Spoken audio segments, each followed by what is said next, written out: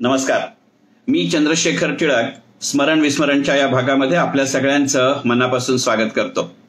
आपल्यापैकी अनेकांना कल्पना आहे की स्मरण विस्मरणच्या या माझ्या फेसबुक लाईव्ह सेशनच्या मालिकेमध्ये मी अशा काही पुस्तकांचा विचार, चर्चा किंवा विश्लेषण किंवा विवेचन करतो की जी आपण आयुष्याच्या एका टप्प्यावरती वाचलेली असतात, मनामध्ये ती घोळत असतात, नंतर ती आपण पूर्णपणे विसरतो अशातला भाग नाही, पण नाही म्हटलं तरी आपल्या दररोजच्या जीवन जगत असताना ती थोडीफार कुठेतरी मागे पुढे होतात. या मालिकेमध्ये तसा गेले 3-4 आठवडे खंड पडलाय, परंतु आपण म्हणतो ना की एखाद्या नवीन वर्षाचा प्रस्ताव असावा अशा पद्धतीचा विचार करत यावेळेला पुन्हा एकदा खंडित झालेली ही मालिका. आणि आजच्या भागातलं माझं पुस्तक आहे इरावती कर्वे यांनी लिहिलेलं भोवरा. मी पुन्हा सांगतो, इरावती कर्वे यांनी लिहिलेलं भोवरा. हे परत सांगण्याचं कारण असं की भोवरा या नावाची आपल्या मराठीमध्ये 3 पुस्तकं आहेत. आत्ताच मी म्हटलं तसं इरावती कर्वे यांनी लिहिलेलं हे पहिलं पुस्तक, त्याच नावाचं नंतरच्या काळामध्ये प्रकाशित झालेलं स्नेहल जोशींचं भोवरा या नावाचं पुस्तक आहे. आणि या 2 पुस्तकांच्या मधल्या काळामध्ये प्राध्यापक मधुकर तोरडमल यांनी लिहिलेल्या एका नाटकाचं नाव भोवरा हे होतं. पण आज मात्र मी ज्या पुस्तकाचं विश्लेषण किंवा विवेचन करण्याचा प्रयत्न करणार आहे त्या पुस्तकाचं नाव आहे इरावती कर्वे यांचं भोवरा. आपल्याला सगळ्यांना माहिती आहे की इरावती कर्वे ह्या आपल्या मराठीतल्या किंवा मराठी प्राध्यापकांमधल्या अँथ्रोपॉलॉजीचा अभ्यास केलेला सगळ्यात पहिली व्यक्ती. इरावती कर्वे या ललित लेखिका आहेत की वैचारिक लेखिका आहेत असा संभ्रम पडावा आणि त्या दोन्ही आहेत असं त्याचं उत्तर मिळावं अशी त्यांची संपूर्ण साहित्य संपदा. आणि या मालिकेतलं त्यांचं पहिलं पुस्तक भोवरा. 1960 साली हे पुस्तक पहिल्यांदा प्रकाशित झालं. माझ्या जन्माचं वर्ष 1960 आहे, त्यामुळे गमतीनं असं म्हणू शकतो की आज 61व्या वर्षी, वयाच्या 61व्या वर्षी किंवा माझ्या वयाच्या 61व्या वर्षी मी 61 वर्षापूर्वी प्रकाशित झालेल्या पुस्तकाचा विचार करतोय. तब्बल 20 लेखांचा याच्यामध्ये समावेश आहे. मी मगाशी म्हटलं तसं अँथ्रोपॉलॉजीच्या माध्यमातून सुरुवात झालेलं आणि त्या विषयाच्या अत्यंत जाणकार अभ्यासक, म्हणजे केवळ केबिनमध्ये बसून वर्गामध्ये बसून केलेलं काम नव्हे तर वर्गामध्ये शिकवण्याच्या बरोबरीने अक्षरशः पायी भटकंती केवळ देशभरात नव्हे तर जगभरात केलेलं व्यक्तिमत्व म्हणजे इरावतीबाई कर्वे. आणि असं असूनही अशा एकंदरीतच मूलभूत विचारांचं आपलं प्रगटीकरण करणारं पुस्तक म्हणजे इरावती कर्वे. इरावती कर्वे असं नाव उच्चारलं की पटकन आपल्याला लक्षात येतं ते त्यांचं पुस्तक युगांत, जे 1967 साली प्रकाशित झालं. त्यामुळे एका अर्थी युगांतचं पूर्वासुरी असणारं हे पुस्तक म्हणजे भोवरा.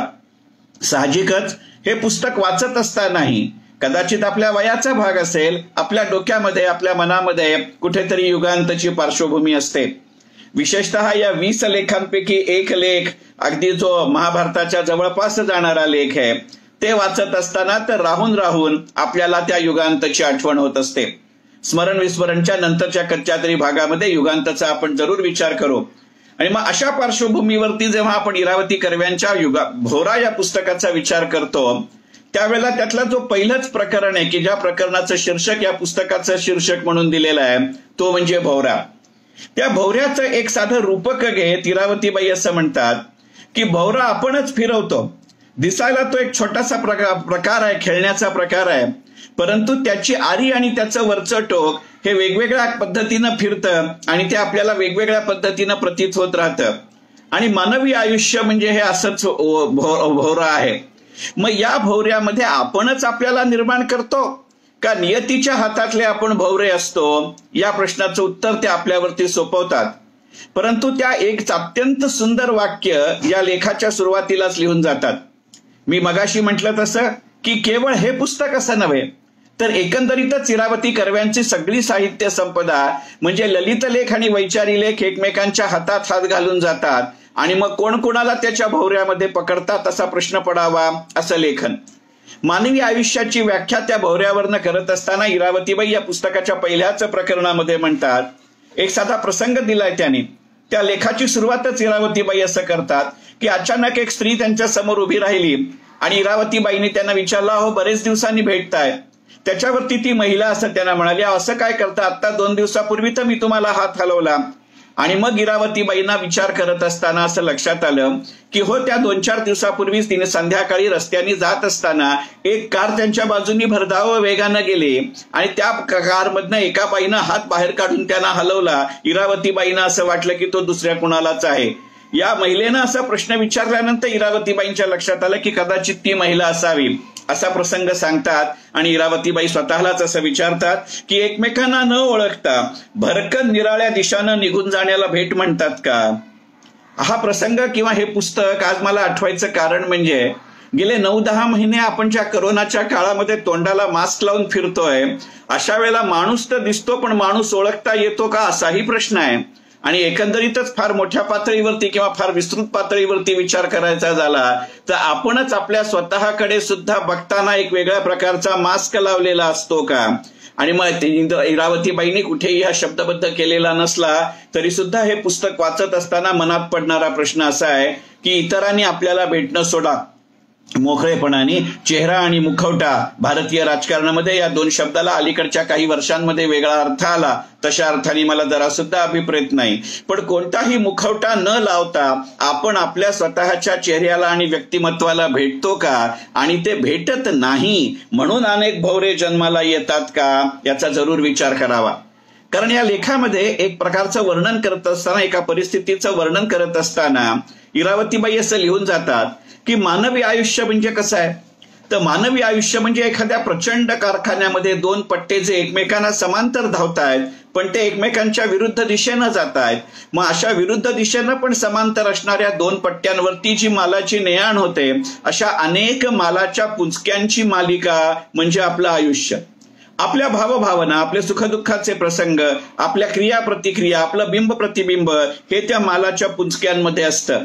आपल्याला असं वाटतं की ते समांतर दिशेने जात आहेत, पण बहुतांश वेळेला त्यांची दिशा समांतर असली तर त्यांचे पट्टे समांतर असले तरी त्याची दिशा विरुद्ध असू शकते. आणि भवऱ्यामध्ये असंच काहीसं होत असतं का या प्रश्न अनुत्तरित ठेवत किंवा त्या प्रश्नाचं उत्तर तुमच्या माझ्यासारख्या वाचकांवरती सोडत इरावतीबाई भोवरा या प्रकरणाचा विचार करतात.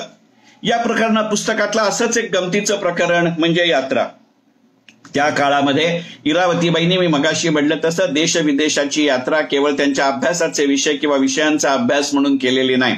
अगदी कुटुंबियांसमवेत, काही वेळेला सहकार्यांसमवेत, काही वेळेला वेगवेगळ्या ठिकाणी स्वतंत्रपणाने एकट्या अशा त्या जगभर फिरलेल्या आहेत. साहजिकच एक अँथ्रोपॉलॉजीची विद्यार्थिनी आणि तीही इतकी प्रगल्भ विद्यार्थिनी आहे आणि म्हणूनच कदाचित त्यांचा यात्रा आणि त्यांचा अभ्यास हे एकमेकांचे भोवरा न होता एकमेकांचे सांगाती होतात. मी म्हटलं तसं हे पुस्तक 1960 साली त्यांनी लिहिलंय, म्हणजे साहजिक त्याच्या आधीच्या काळामध्ये हे लेख लिहिलेले आहेत. पण आज 60 वर्षानंतर, म्हणजे पहिली आवृत्ती प्रकाशित झाल्यापासून 60 वर्षानंतर हे पुस्तक वाचत असताना 2-3 महत्वाचे संदर्भ आजही असं वाटतं की हे पुस्तक नुकतंच लिहिलंय का. म्हणजे अगदी गमतीने म्हणायचं झालं तर एखाद्या मराठी वर्तमानपत्राच्या अलीकडच्या रविवारच्या पुरवणीत आपण हा लेख वाचतोय का असं वाटावं, इतकं त्याचं ताजेपण आहे. त्या काळामध्ये 1960 साली इरावतीबाई आपल्या या यात्रा लेखामध्ये असं सहज लिहून जातात. आपल्याकडची गंमत अशी आहे की निधर्मी राज्य व्यवस्थेमध्ये थंड हवेच्या ठिकाणी जायला स्वस्त तिकीटं मिळतात पण यात्रेच्या ठिकाणी जायला मिळत नाही. कदाचित अलीकडच्या काही वर्षांचा अपवाद वगळता आता ही परिस्थिती बदललेली नाही, यामध्ये तुम्ही सहमत व्हाल. आणि मुळातच अलीकडच्या काळामध्ये तरी परिस्थिती बदलली का याच्यावरती आपला राजकीय रंगसंगतीचा परिणाम किती झाला असेल आणि वस्तुस्थितीचा परिणाम किती झाला असेल हा एक वेगळाच भोवरा आहे. परंतु अशा कोणत्याही वैचारिक यात्रेमध्ये निदान या मर्यादित काळातल्या विवेचनामध्ये मी येऊ इच्छित नाही. या यात्रा या पुस्तकामध्ये एक वेगळाच संदर्भ येतो. त्यांनी असं वर्णन केलंय की त्या यात्रेमध्ये आहेत, केदारनाथच्या यात्रेमध्ये आहेत आणि त्या केदारनाथचं संपूर्ण भौगोलिक वर्णन त्या करत जातात. तिथे वेगवेगळ्या वयोगटातले, वेगवेगळ्या भौगोलिक प्रदेशातली मंडळी तिथे येत आहेत आणि त्याचा संदर्भ देत त्या असं म्हणतात की एक अत्यंत वयस्कर महिला त्यांना सहज त्या यात्रेमध्ये असं म्हणून जाते की यात्रा तो वही रहती है मगर कोई यात्रा धन से करता है, कोई मन से करता है और कोई तन से करता है. हे वाक्य जेव्हा जेव्हा मी या पुस्तक वाचत असताना वाचतो, कारण हे पुस्तक किती वेळा आजपर्यंत वाचलं याला काही गणती नाही, त्यावेळेला मला असं वाटतं की केवळ केदारनाथची यात्रा असं नव्हे, आपण आपली कोणतीही वैचारिक, भावनिक, शारीरिक, व्यावहारिक यात्रा काही वेळेला धनाने करतो, काही वेळेला मनाने करतो, काही वेळेला तनाने करतो. आणि मग अशा वेळेला जेव्हा आपल्या मराठीमध्ये प्रचलित असलेला वाक्प्रचार आहे तन मन धनाने केलं, याच्यामध्ये खरोखरच किती वेळा तन मन धन असतं हा प्रश्न पडतो. आणि मग मी मगाशी भवरामधल्या प्रकरणामधला उल्लेख केला तसं त्यावेळेला मला फार मनाने असं वाटायला लागतं की त्या यात्रेमध्ये आपल्या सुद्धा तन मन धन हे जरूर असतात, पण त्या मगाच्या कारखान्यातल्या पट्ट्यांसारखे ते समांतर जातायत असं वाटत असलं तरी सुद्धा ते विरुद्ध दिशेनं जात असतात का, याचाही विचार करावा लागतो. केदारनाथचं तेच केलेलं वर्णन आहे. हे पाहत असताना अलीकडच्या पिढीच्या संदर्भात सांगायचं झालं तर कदाचित काही वर्षांपूर्वी चाललेला केदारनाथ सिनेमा आठवावा अशातला प्रकार आहे. या संपूर्ण प्रकरणातलं अत्यंत महत्वाचं प्रकरण असं जर कुठचं असेल, म्हणजे सगळीच प्रकरणं महत्वाची आहेत, पण किती छोट्या छोट्या गोष्टीतून त्या आपल्या संस्कृतीच्या, आपल्या समाजाच्या, आपल्या विचारधारेच्या खुणा सांगत जातात, याचं अत्यंत उत्कृष्ट उदाहरण म्हणजे कुंकवाची उठाठेव हा लेख. या लेखाच्या समारोपामध्ये त्यांनी एक फार सुंदर प्रसंग दिलाय. सहसा मी हे विश्लेषण किंवा विवेचन करत असताना कोणताही परिच्छेद मुळात न वाचत नाही, कारण त्यातनं त्याची लिंक तुटते असं माझा समज आहे. हा समज खोटाही पाडणारा एक अत्यंत उत्कृष्ट उदाहरण म्हणजे कुंकवाची उठाठेव. कुंकवाची उठाठेव या लेखामध्ये त्या लेखाचा समारोप करताना इरावतीबाईंनी एक प्रसंग सांगितलाय. त्यांच्या अशाच अनेक सतत चालत असलेल्या भटकंतीमध्ये त्यातल्या एका तिथल्या पुरुषांनी, बुजुर्गांनी त्यांना विचारलं की शक्तिपूजक, राजा आणि सुवासिनी आपल्या 2 भुवयांमध्ये सिंदूर लावतात, सांगा पाहू या तिघांनीच का असं करावं. इरावतीबाई त्या प्रश्नांना प्रश्न विचारणाऱ्याला असं सांगतात की मला ह्याचं उत्तर माहिती नाही, तुम्हीच दिलं तरी चालेल. आणि मग पुन्हा एकदा ती नकारार्थी हलणारी मान पाहून तुझी व्यक्ती प्रश्न विचारते की शक्तिपूजक, राजा आणि सुवासिनी आपल्या 2 भुवयांच्या बरोबर मध्ये असा सिंदूर का लावतात. याचं त्यांनी दिलेलं उत्तर किती प्रतिकात्मक आहे याचा जरूर विचार करू. कुठच्याही प्रकारची हल्लीच्या काळामध्ये जी आपल्याला जेंडर न्यूट्रॅलिटी, जेंडर कॉम्प्लेक्सिटी किंवा जेंडर सुपिरियॉरिटी अभिप्रेत असते तशा संदर्भातनं पाहू नका. आणि मग ते उत्तर जर आपण या भूमिकेतनं पाहिलं तर एक वेगळाच भोवरा आपल्या मनामध्ये सुरू होतो आणि एक वेगळीच स्वप्नांची आणि विचाराची यात्रा तो उद्युक्त करत राहतो. हा प्रश्न विचारणारी व्यक्ती इरावतीबाईंना उत्तर असं देते की शक्तिपूजक शक्तीची उपासना करतो, त्याच्या भालप्रदेशी म्हणून मोठा सिंदुराचा टिळा असतो. कोणाचीही दृष्टी तिकडे गेली म्हणजे ती तिथंच खेळून राहते आणि मग तो आपल्या डोळ्यांनी त्या माणसाचं अंतःकरण वश करतो किंवा बांधून ठेवतो. अशा तऱ्हेने तो आपला बळी मिळवत राहतो. राजाही शक्तिमान असावा लागतो. त्याच्या सर्वालंकार भूषित शरीरावरून मुखावरती दृष्टी गेली की 2 भुवयांमधल्या सिंदुराच्या ठिपक्यावरती ती आपली खेळून राहते आणि अंतःकरण त्यात गुंतून राहतं. मग राजा आपल्या स्वतःच्या रहस्यभेदी डोळ्यांनी त्या व्यक्तीला वश करून टाकतो आणि मग अशा वश झालेल्या व्यक्तीला राजद्रोह करणं शक्य होत नाही. आणि मग स्त्रियांविषयीचं जे केलेलं वर्णन आहे की स्त्रिया किंवा सुवासिनी आपल्या 2 भुवयांच्या मध्ये कुंकू का लावतात, त्याचं जे उत्तर आहे ते मला वाटतं सार्वकालिक, सार्वत्रिक असावं की काय असं वाटतं. विशेषतः अलीकडच्या मालिकांमध्ये ज्या पद्धतीचं चित्रण केलं जातं ते पाहिल्यानंतर हा प्रसंग मला सारखा आठवत राहतो. अर्थात मालिकांचं उथळपण आणि इरावतीबाईंचं सखोलपण याची तुलना सुद्धा होऊ शकत नाही. पण या लेखाच्या शेवटी तो उत्तर देणारी व्यक्ती असं म्हणते की सुवासिनी आपल्या 2 भुवयांच्या मध्ये कुंकू का लावते, तर पुरुषाचं अंतःकरण भटकं असतं. स्त्री जेव्हा पतीला भेटते तेव्हा पती तिची हनवटी उचलून तिच्या मुखाकडे बघते. त्या तेजस्वी मुखात 2 भुवयांमधला रक्ताचा थेंब जणू अशा सिंदूर तिलकाकडे किंवा कुंकवाकडे त्याची दृष्टी खिळते. त्याचं भटकणारं अंतःकरण स्त्री अशा तऱ्हेनं काबीज करून ठेवते आणि म्हणूनच साध्वी स्त्रिया वर मान करून परपुरुषांकडे पाहत नाहीत. आता समजलं, शक्तिपूजक, राजा आणि सुवासिनी आपल्या 2 भुवयांच्या मध्ये सिंदूर तिलक किंवा कुंकुम तिलक का लावतात. असं काहीतरी विचारग्राही, मर्मग्राही लिहित असताना सुद्धा इरावतीबाईंचा मिस्किलपणा जरा सुद्धा कमी झालेला नसतो. त्यामुळे या परिच्छेदाची आणि या प्रकरणाची ही शेवटची ओळ इरावतीबाई सहजपणाने लिहून जातात. हे सगळं ऐकलं, पटलं म्हणून मानेनं होकार दिला, पण इतका वेळ गोष्ट ऐकण्याच्या भरात उत्सुकतेनं त्या करणबाबूंकडे म्हणजे प्रश्न विचारण्याकडे आणि उत्तर देणाऱ्याकडे लावलेली दृष्टी मुकाट्यानं मी माझ्या पायांकडे वळवली. म्हणजे करणबाबूंनी तसा दोन भुवयांच्या मध्ये आपलं कुंकू लावलं होतं का किंवा सिंदूर तिलक लावला होता का याचं मात्र उदाहरण त्या देत नाहीत किंवा उत्तरही त्या देत नाहीत. असे अनेक अनुत्तरित म्हणणार नाही मी, कारण तो जाणीवपूर्वक ती उत्तर दिली नाहीत. हे आपण जसजसं या पुस्तकातली प्रकरणं वाचत जातो तसतसं ते लक्षामध्ये येत राहतं. या दृष्टिकोनातनं जर विचार करायचा झाला तर आपल्या दररोजच्या जीवनातली उदाहरणं इरावतीबाई या पुस्तकांमध्ये घेतात आणि मग तशाच आशयाची शीर्षकही या पुस्तकातल्या लेखांना लागत राहतात. परंतु ती शीर्षकं जरी आपल्या ओळखीची असली तरी त्यातलं भाव आणि विचार प्रदर्शन मात्र आपल्या ओळखीचं असतंच असं नाही. आणि याच्या सीमारेषेवरती जे येणारं गणित असतं त्याला आपण खिडक्या असं म्हणतो. खिडक्या याच नावाचं एक प्रकरण या पुस्तकामध्ये आहे.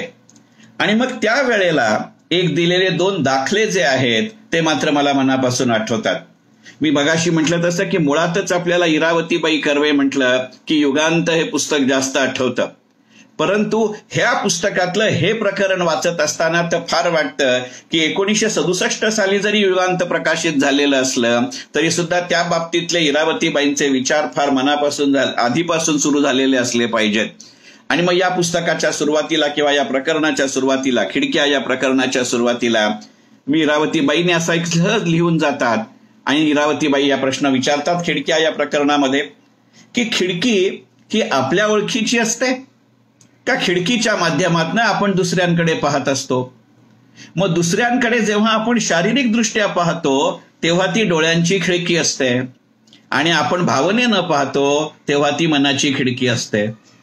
आणि डोळ्याची खिडकी काय किंवा मनाची खिडकी काय, कुठच्याही खिडकीतनं स्वतःकडे किंवा दुसऱ्याकडे पाहिलं तर असा भास होतो की हा मनुष्य आपल्या ओळखीचा आहे.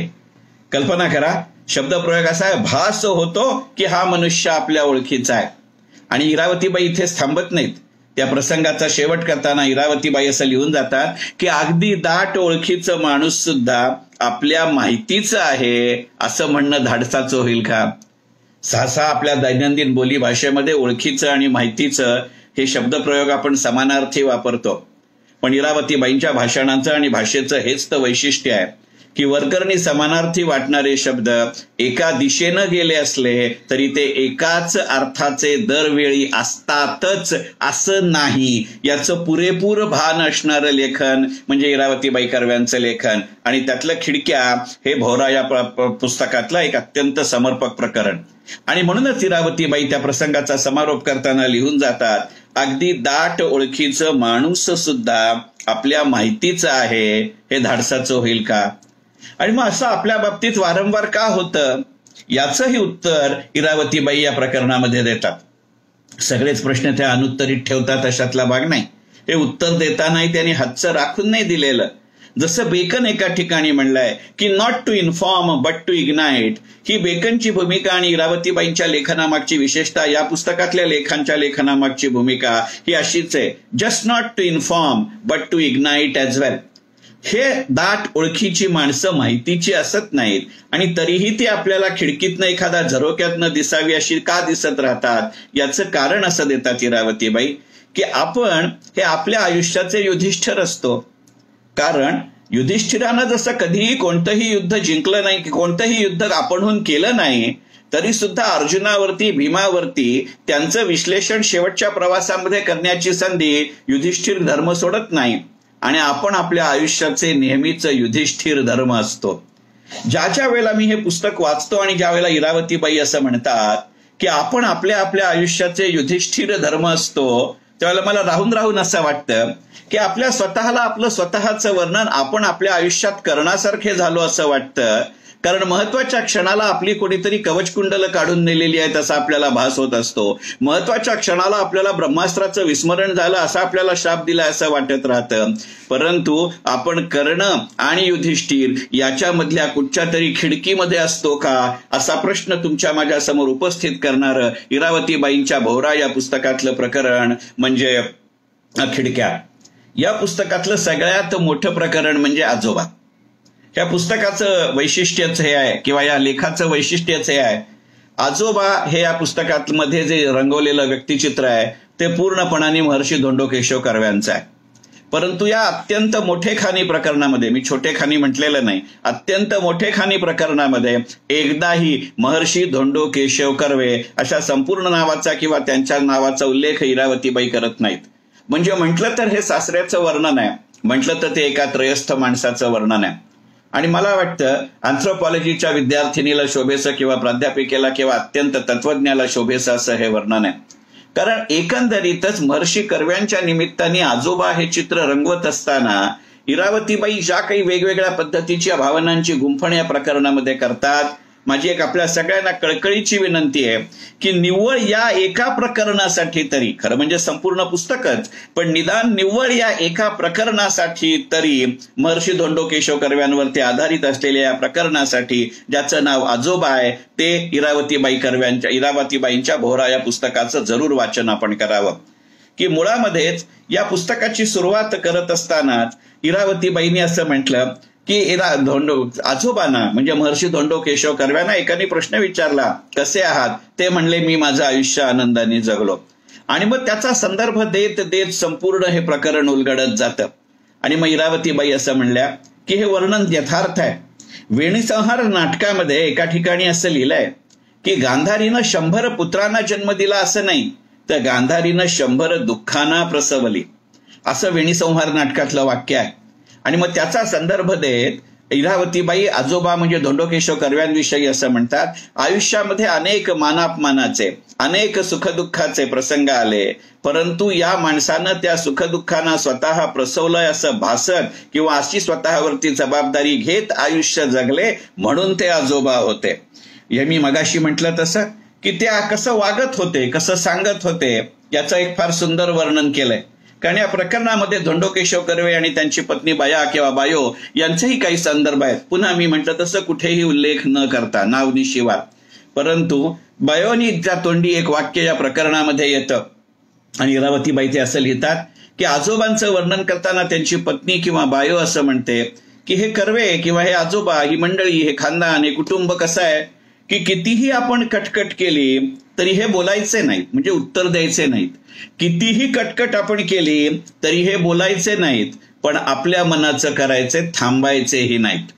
हे जेव्हा जेव्हा मी पुस्तक वाचतो तेव्हा तेव्हा मला राहून राहून आजोबा हे प्रकरण वाचत असताना नंतरच्या काळामध्ये प्राध्यापक वसंत कानेटकरांचं हिमालयाची सावली म्हणून नाटक आलं होतं.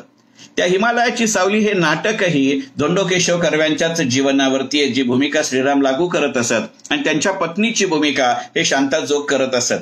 त्या नाटकामध्ये शांता जोग बयोची भूमिका करत असत आणि त्या नाटकामध्ये शांता जोग आणि अभिनीत केलेल्या पात्राच्या तोंडी एक वाक्य आहे, त्या सुनेला उद्देशून म्हणतात, बरोबर हेच नातं इरावती कर्वे आणि आजोबांमध्ये किंवा धोंडो केशव कर्व्यांमध्ये आहे. ती बायो त्या नाटकामध्ये तिच्या सुनेला म्हणते की कारण ती बायो जेव्हा, त्यांची पत्नी जेव्हा वेगवेगळ्या पद्धतीनं त्यांच्याविषयी तक्रार करत असते, परंतु त्या सुनेला असं पटत नसतं. सून म्हणते, एवढी मोठी व्यक्ती तुम्ही असं काय म्हणता? तर जो फक्त महिन्याला 35 रुपये देतो आणि एवढा सगळा कुटुंब काबिला तिला चालवायला सांगतो, अशी ती व्यक्ती आहे. आणि म्हणून मग शांताबाई जोगांच्या तोंडी ते वाक्य वसंतराव कानेटकरांनी लिहिलंय. त्याची मला हे पुस्तक वाचत असताना किंवा हे पुस्तकातलं हे प्रकरण वाचत असताना नेहमी आठवण होते. वसंतराव कानेटकरांनी लिहिलेलं वाक्य असं आहे की बाई, तू नशीबवान आहेस, तू त्यांची सून झालीस, बायको झाली नाहीस. मग मी मगाशी म्हटलं तसं खिडक्या असेल, मी मगाशी म्हटलं तसं भोवरा असेल, मी मगाशी म्हटलं तसं यात्रा असेल, मी मगाशी म्हटलं तसं कुंकवाची उठाठेव असेल की ज्याच्यामध्ये कोण कुठे कुंकू लावतं आणि का लावतं याचे उल्लेख असतील. या दृष्टिकोनातनं जेव्हा आपण आजोबांकडे जातो किंवा आजोबा या प्रकरणाकडे पाहतो, त्यावेळेला फार मनापासून हे चित्र मनामध्ये रंगत जातं. हे का पाहावंसं वाटतं की आपल्या संपूर्ण आयुष्याकडे धोंडो केशव कर्व्यांनी किंवा या प्रकरणातल्या आजोबांनी कसं पाहिलं, याच्यामध्ये 2 गोष्टी आहेत की तसं त्यांच्याकडे अपपर भाव नव्हता अशातला भाग नाही, परंतु त्याच्याकडे एका अत्यंत समतत्व भूमिकेतनं पाहण्याची जी भूमिका होती, त्याचं वर्णन करताना एका संत साहित्याचा दाखला देत गेला की आजोबा आपल्या आयुष्याकडे किंवा आपल्या कुटुंबियांकडे कसं पाहतात, तर जशी गोरुवे झाडाखाली बसली. हे जे वर्णन आहे हे लक्षात घेतलं पाहिजे. याचा अर्थ ते आनंद परांगमुख नव्हते, ते नीटनेटके होते, ते गबाळे नव्हते, त्याचे अनेक दाखले आजोबा या पुस्तकामध्ये येतात आणि मी मगाशी म्हटलं तसं याच विषयावरच्या हिमालयाची सावलीमध्येही येतात. आणि तसंही धोंडो केशव कर्व्यांविषयी ज्यांचं वाचन आहे, अभ्यास आहे, त्यांना हे दाखले पटकन आठवतील. पण तरी सुद्धा त्यांच्या संस्थेतनं झालेले GA हे BA पेक्षा जास्त चांगले आहेत असं सांगत असताना इरावतीबाई एक सहज वाक्य लिहून जातात की ते मान्य करायचं अमान्य करायचं हा वेगळा विषय आहे, परंतु प्रेमाच्या राज्यात तर्काला जागा नसते. हे वाक्य म्हटलं तर कालातीत आहे, म्हटलं तर कालसापेक्ष आहे, म्हटलं तर व्यक्तिसापेक्ष आहे, म्हटलं तर व्यक्तिनिरपेक्ष आहे, परंतु ते सार्वकालिक सार्वत्रिक सत्य नक्की आहे. आणि मग ते ज्या पद्धतीनं असं वाक्य इरावतीबाई या लेखामध्ये लिहितात की प्रेमाच्या राज्यात तर्काला जागा नसते, हे वर्णन फार छान आहे. या प्रकरणाचा समारोप ज्या पद्धतीने झालाय तो तर खरं सांगायचं म्हणजे हे प्रकरणच मुळात मला असं वाटतं की एका वेगळ्या पद्धतीनं एखाद्या एकांकिकेचा किंवा एखाद्या नाटकाचा पूर्णपणाने विषय असेल का. म्हणजे हे पुस्तक आता हा करायचा म्हणून गमती परत एकदा वाचत होतो तेव्हा मी गमतीने घरामध्ये म्हटलं नक्की सांगतो की कदाचित या पुस्तकातलं आजोबा हे प्रकरण वाचल्यानंतर वसंतराव कानेटकरांना या विषयावरती नाटक लिहावं असं सुचलं असेल. या प्रकरणाच्या शेवटी एकंदरीतच या तत्वनिष्ठतेची उदाहरणं देत असताना किंवा स्थितप्रज्ञ म्हणजे काय असतो त्याची लक्षणं सांगत असताना एक वर्ग इरावतीबाई परदेशी विद्यापीठामध्ये घेत होत्या.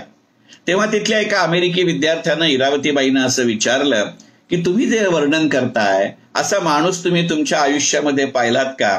आणि इरावतीबाई त्या माणसाला उत्तर देतात की अरे नुसता माणूस पाहिला नाही, असा माणूस प्रत्यक्ष माझ्या घरामध्ये आहे, पण इतकी मी पापी आहे की ही स्वभाव लक्षणं ज्ञानाची आहेत की आत्मतुष्ट आत्मकेंद्रिताची आहे. हेच मला त्याही वेळेला कळलं नव्हतं आणि आजही कळलं नाही. मी वाक्य पुन्हा म्हणतो, त्या स्थितप्रज्ञाची लक्षणं जेव्हा इरावतीबाई अमेरिकी विद्यापीठामध्ये स्पष्ट करत होत्या त्यावेळेला त्यांच्या एका प्रौढ विद्यार्थ्यानं इरावतीबाईंना विचारलं की असा स्थितप्रज्ञ तुम्ही तुमच्या आयुष्यात पाहिलात का. तर इरावतीबाई असं म्हणतात आणि ते साहजिकच वर्णन आजोबांचं किंवा धोंडो केशव कर्व्यांचं आहे की अरे नुसता पाहिला नाही असा मनुष्य माझ्या घरामध्ये होता, पण मी इतकी पापी आहे की ही लक्षणं ज्ञानाची आहेत किंवा ज्ञानी माणसाची आहेत की आत्मतुष्ट आत्मकेंद्रिततेची आहेत. हे मला तेव्हाही कळलं नाही आणि आत्ताही कळलं नाही. मगाशी जो खिडक्यांमध्ये मी संदर्भ दिला की अगदी दाट ओळखीचं माणूसही आपल्याला माहिती असतं का, त्याचं जातिवंत उदाहरण म्हणजे हे आहे. म्हणजे केवळ मित्रमैत्रीण, केवळ भाऊ बहीण, केवळ प्रियकर प्रेयसी, केवळ नवरा बायको असं नव्हे. आपल्या आयुष्याचा गोफ किंवा आपल्या आयुष्याचा भोवरा किंवा आपल्या आयुष्याची यात्रा ज्या नानाविध भावभावनातनं भावभूमिकेतनं फिरत असते त्याचं वर्णन खरं म्हणजे हेच आहे. तो भोवरा आपल्याला अशासाठी वाटतो, ती दाट ओळखीची माणसं आपल्याला माहिती नाहीत असं अशासाठी वाटतं की त्यांचं मूल्यमापन आपण सापेक्षतेनं करत असताना तो ज्ञानी आहे का आत्मतुष्ट आत्मकेंद्रित आहे याचा विचार करू. आणि मग धोंडो केशव कर्व्यांच्या बाबतीत ती भूमिका आत्मतुष्ट आत्मकेंद्रिताची असेल, पण आपल्या बाबतीत मग ती स्वार्थाची होते का. आणि म्हणून आपणही युधिष्ठिर धर्मासारखेच वागतो असं खिडक्या या लेखामध्ये इरावतीबाई लिहितात का हा प्रश्न विचारत राहिला जातो. म्हटलं तर हे स्वतंत्र स्वयंभू बेटांसारखे लेख आहेत, परंतु मी मागासपासून तुमच्या लक्षात आलं असेल की प्रत्येक नवीन लेखाकडे वळत असताना अपरिहार्यपणे माझ्या आठवणींमध्ये जुन्या ज्या पुस्तकातल्या आधीच्या लेखांचे संदर्भ येत आहेत. अशी ही जी या लेखांची घट्ट वीण आहे हे या पुस्तकाचं खरं सामर्थ्य किंवा वैशिष्ट्य आहे असं मला मनापासून वाटतं. आणि मग इतरही अनेक प्रसंग, अनेक व्यक्ती, अनेक घटना या 20 लेखांच्या 184 पानी पुस्तकामध्ये येत जातात. ती मी मगाशी म्हटलं तसं 1960 साली प्रकाशित झालेलं हे पुस्तक आहे, पण त्यावेळेला त्याचं केलेलं वर्णन हे आज मितीलाही लागू पडावं अशातली परिस्थिती आहे. आणि मग आजही आपण काही संदर्भ आपण सहज वापरत जातो, पण त्याचे अर्थ आपल्याला माहिती नसतात. पण इरावतीबाईंसारखी एखादी विद्वान संशोधक व्यक्ती त्या विषयाच्या मुळाशी जाते, याची पदोपदी प्रचिती हे पुस्तक वाचत असताना येत असते. आणि याचं अत्यंत उत्कृष्ट उदाहरण म्हणजे या पुस्तकातला लेख विनाशाची सुरुवात. एकंदरीतच गुवाहाटी, आसाम, बंगाल या भागामधलं ते वर्णन आहे. तसंच वर्णन वेगवेगळ्या पद्धतीचं बिहारचंही या पुस्तकामधल्या 2 भागांमध्ये आहे. यात्रा या प्रकरणामध्येही एकंदरीतच केदारनाथापासून सगळ्याचं अपवर्णन आहे. आणि मग माझंही माझ्या व्यावसायिक आयुष्याच्या निमित्तानं गेली 10 वर्ष संपूर्ण देशभर माझी भ्रमंती सुरू होती. यातल्या कित्येक ठिकाणी मी स्वतः गेलेलो आहे, पण तरी सुद्धा हे अर्थ मला माहिती होते असं म्हणण्याचं मला धाडस होत नाही. याचं अत्यंत उत्कृष्ट उदाहरण म्हणजे गुवाहाटी. म्हणजे गेल्या 10 वर्षात कमीत कमी 100 वेळा मी गुवाहाटीला गेलो असेल, पण गुवाहाटी हा शब्द प्रयोग मुळातला गुवा किंवा गुवाहाटी अशा अर्थाचा आहे हे मला माहिती नव्हतं. मला हे माहिती होतं की आसामी भाषेत सुपारीला गुवा असं म्हणतात, पण फार पूर्वी आसाममध्ये सुपाऱ्यांचा खूप मोठा बाजार होत होता आणि हाट म्हणजे बाजार, सुपारीचा बाजार, म्हणून तो गुवाहाटी किंवा नंतर अपभ्रंश होत गेलेला गुवाहाटी आहे असं वाटलं. हा संदर्भ वाचल्यानंतर आजही आसाम किंवा गुवाहाटीचं पूर्वांचल किंवा नॉर्थ ईस्ट राज्याच्या दृष्टिकोनातनं असलेलं महात्म्य किंवा सामर्थ्य हे नजरेआड करता येत नाही. कारण एकंदरीतच नॉर्थ ईस्ट मधल्या कुठच्याही राज्यामध्ये आपल्याला जायचं असेल तर गुवाहाटीला टचबेस केल्याशिवाय पुढे जाता येत नाही. मग मराठीत आपण ज्याला सुपारी फुटणं असं म्हणतो, अशाही अर्थी गुवाहाटी हे पूर्वांचलाचा सुपारीचा बाजार आहे का याचा विचार करावा लागतो. गेल्या काही महिन्यांमध्ये, गेल्या काही काळामध्ये हे चित्र थोडंसं बदलत आहे, परंतु आजही नॉर्थ ईस्टच्या संदर्भामध्ये गुवाहाटीचं असलेलं महत्व हे त्या सुपारीच्या बाजारासारखं आहे हे लक्षात घेऊ. आजच्याही काळामध्ये जेव्हा नॉर्थ ईस्ट राज्यांची परिस्थिती बदलतीये त्यावेळेला त्याचा जो रिजनल काउन्सिलचा मनुष्य आहे तो गुवाहाटी मधला हेमंत बिस्वल शर्मा की जो आसामचा राजकारणी आहे हे लक्षात घेतलं की गुवाहाटी या शब्दाचा एक वेगळाच अर्थ मनामध्ये येत असतो. असे वेगवेगळे विचार तुम्हाला तुमच्या काळाच्या तुमच्या व्यक्तिमत्वाच्या संदर्भामध्ये तुम्हाला विचार करायला भाग पाडेल असं पुस्तक म्हणजे इरावतीबाईंचं भोवरा हे पुस्तक. मग असे जेव्हा वेगवेगळे विचार ज्यांचा एकमेकांशी संबंध असेल किंवा एकमेकांशी संबंध नसेलही, पण ते एकाच वेळेला वेगवेगळ्या दिशेनं, वेगवेगळ्या प्रभावानं, वेगवेगळ्या वेगानं मनामध्ये फिरतात, तेव्हा तुमच्या विचारांचा भोवरा झाल्याशिवाय राहत नाही ही गोष्ट वेगळी. सहज लिहिता लिहिता की बोलता बोलता त्या लेखांमध्ये अनेक गोष्टी लिहून जातात. जसं आता गुवाहाटीचा दिला तसा. पाकोळी हा प्रकार आपण किती वेळा पाहतो, पण सदैव पंखावरती असते ती पाकोळी हे त्यांचं एखादं वाक्य असेल की जे भ्रमंती या लेखामध्ये येतं. किंवा एकंदरीतच व्याख्यानांच्या निमित्तानं, व्याख्यानमालांच्या निमित्तानं एक अत्यंत गमतीशीर वाक्य सुटका या लेखामध्ये इरावतीबाई लिहून जातात.